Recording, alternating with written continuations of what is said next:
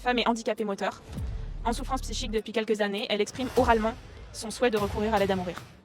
Le médecin parvient à examiner la demande avec un collègue et un aide-soignant, c'est les conditions, le jour même. Et après 2 jours de réflexion, la femme confirme sa demande. Est-ce que, avec cette nouvelle loi, vous pensez que ça sera possible ? Je suppose que oui. Les personnes en état de souffrance qui expriment leur volonté de faire fin à cette souffrance, c'est donner la possibilité de ce choix, c'est important. Après, j'imagine que de toute façon, il y a quelque chose qui est examiné de manière très sérieuse, une décision qui est prise à la légère de toute façon.